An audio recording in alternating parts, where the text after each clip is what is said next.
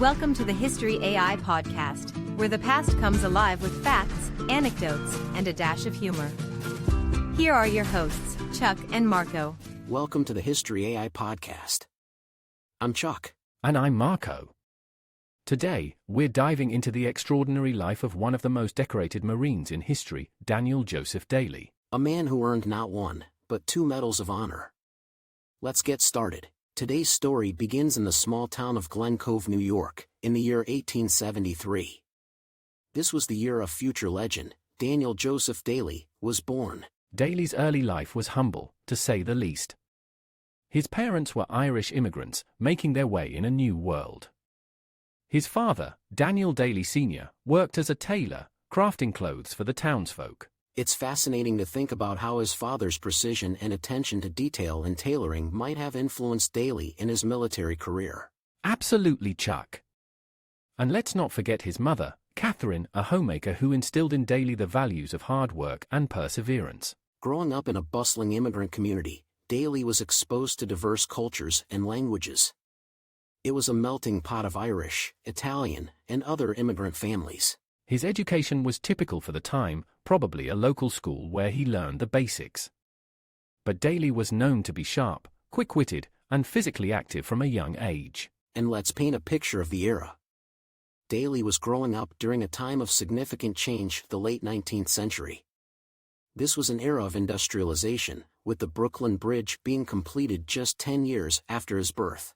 That's right. The America Daly grew up in was evolving rapidly, setting the stage for the man he would become. The values of diligence, resilience, and a sense of community were deeply ingrained in him from his early years. But it wasn't all work and no play for young Daly.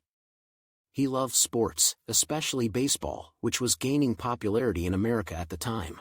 It's interesting to think that the teamwork and discipline he learned on the baseball field might have been his first foray into the kind of teamwork he'd experience in the Marines. And who knows, maybe his aim with a baseball translated to his marksmanship later on. When Daly was growing up, the world was changing rapidly. The Industrial Revolution was in full swing. And the United States was stepping onto the global stage.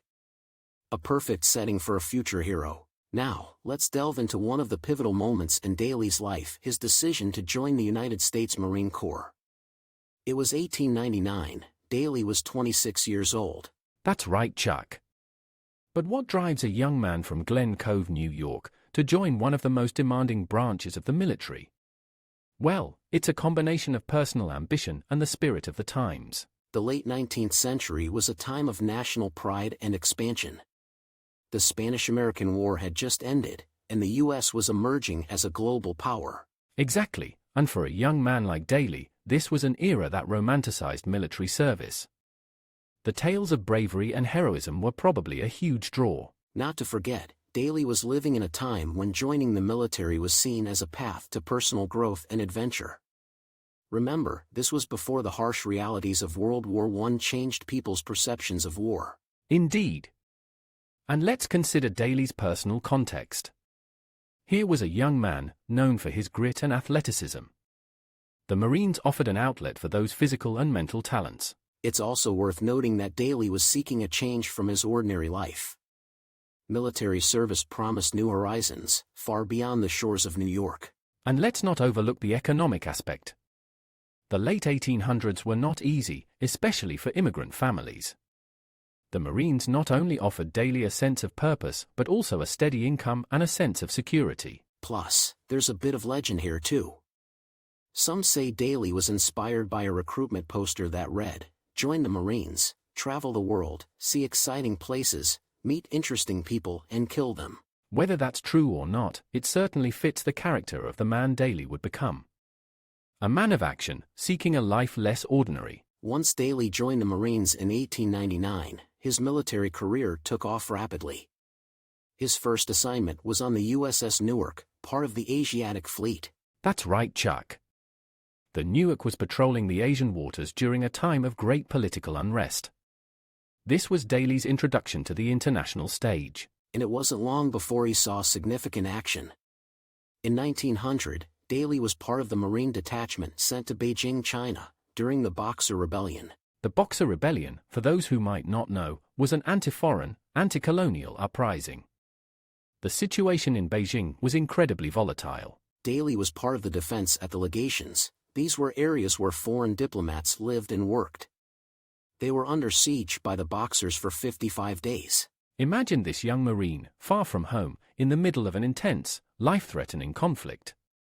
It was here that Daly's bravery really shone through. Absolutely, Marco. Daly's heroism during the Battle of Peking, particularly on the night of July 13, 1900, was extraordinary. He was credited with single-handedly defending his position against overwhelming odds. Armed with just a bolt-action rifle and bayonet, Daly held his ground against the Boxers, who were attempting to breach the walls of the legation. For his actions that night, Daly was awarded his first Medal of Honor. The citation praised his distinguished conduct in the presence of the enemy. What's remarkable is that Daly's heroism was recognized not just by the United States. He also received decorations from Russia, France, and Belgium for his actions during the siege. His first Medal of Honor set the tone for his entire career. Daly was a man who acted with incredible courage under fire, a true embodiment of the Marine spirit. And this was just the beginning of an illustrious career that would see Daly rise through the ranks and etch his name in the annals of military history. After his heroism in China, Daly continued to serve with distinction. But it was his actions in Haiti that led to his second Medal of Honor. In 1915, Daly was part of the U.S. intervention in Haiti, a turbulent time in the country's history. The U.S. was there to stabilize the situation, but it was a complex and often hostile environment. Daly's defining moment came on October 24, 1915, during the Battle of Fort Dipati. Fort Dipati, a stronghold of Haitian Caco rebels, was strategically important. The Marines were tasked with capturing it. Daly, by this time a gunnery sergeant, led a group of 35 Marines on a reconnaissance mission. But here's where it gets intense. They were ambushed by a force of around 400 Cacos. Outnumbered and in a tough spot, Daly's leadership and courage were pivotal. He rallied his men, setting up a defensive perimeter. And Daly didn't just lead, he was right there in the thick of it. He was known for his marksmanship, and it was on full display during this battle. The battle lasted throughout the night. Daly's small band of Marines held off the vastly larger enemy force until reinforcements arrived. For his extraordinary heroism and exemplary conduct in the face of the enemy, Daly was awarded his second Medal of Honor. It's worth noting that receiving one Medal of Honor is a rare honor. Receiving two is almost unheard of. Daly was one of only 19 double recipients in history. His actions in Haiti cemented his reputation as a fearless leader and a true warrior. His men respected him, and his superiors recognized his exceptional abilities. Daly's career and his second Medal of Honor exemplify the highest ideals of the Marine Corps: honor, courage, and commitment. Daly's life after receiving his second Medal of Honor was far from quiet. He continued to serve in the Marine Corps with the same fervor and dedication. That's right, Chuck. After Haiti, Daly was involved in numerous other military operations, including World War I. During World War I, Daly was in his 40s but still very much in the fight. He served in some of the most intense battles, including Belleau Wood. Belleau Wood, a brutal battle, became a defining moment in Marine Corps history. And Daly was right there, leading his men with the same fearlessness he always showed. It was here, at Belleau Wood, that Daly uttered his famous line, "Come on, you sons of bitches, do you want to live forever?" rallying his men in a desperate situation. Daly's leadership at Belleau Wood was extraordinary. His actions were so exemplary that he was actually recommended for a third Medal of Honor. That's almost unbelievable. A third Medal of Honor. But, due to the policy against awarding a third Medal of Honor to the same person, he was instead awarded the Navy Cross. The Navy Cross is the second highest decoration that can be awarded for valor in combat, only surpassed by the Medal of Honor. It speaks volumes about Daly's bravery and leadership. After the war, Daly didn't slow down. He continued serving in the Marines, taking on various roles and mentoring younger Marines. His post-war years were marked by a deep commitment to training and guiding the next generation of Marines. Daly was not just a fighter, he was a teacher and a role model. He served until 1929, retiring as a sergeant major. But even in retirement, Daly remained a respected figure, often consulted for his extensive military experience and insights. Daly's life after his Medals of Honor was a testament to his enduring dedication to the Marine Corps and to his country. Daly's remarkable journey came to an end on April 27, 1937. He passed away at the age of 63 in Brooklyn, New York. His death marked the end of an era for the Marine Corps. Daly's death was not just a loss for the Marines, but for the nation. Newspapers across the country reported his passing, noting his extraordinary service and bravery. He was laid to rest with full military honors in Cypress Hills National Cemetery. His funeral was attended by high-ranking military officials and fellow Marines who had served alongside him. Daly's legacy, however, stretches far beyond his death. He's remembered as one of the most decorated Marines in American history. Beyond the medals and accolades, Daly's impact on the Marine Corps culture is profound. His courage, leadership, and commitment to his fellow Marines set a standard that still resonates today. He's often cited in Marine Corps training and is a symbol of the warrior ethos that every Marine aspires to.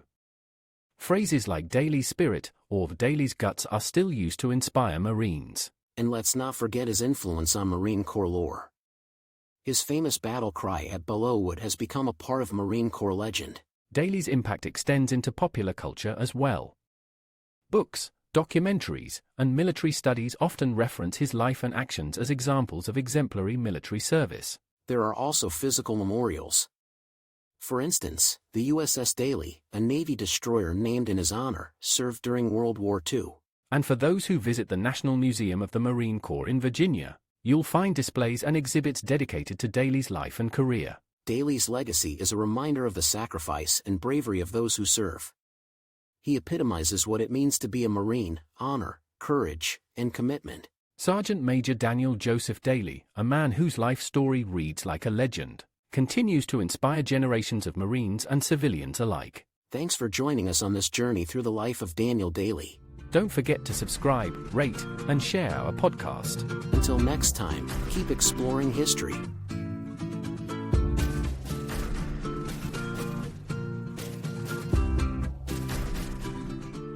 From the mind behind the History AI podcast comes an electrifying journey into the past. A ripple through time, Franklin's Folly. Dive into a tale where Benjamin Franklin, America's beloved inventor, takes an unexpected journey through time. But with his leap, he unleashes a powerful ripple. Now, with dark forces lurking in the shadows, harnessing this energy to shatter and enslave the world, it's a race against time. Will Franklin fix the future? Or will history rewrite itself?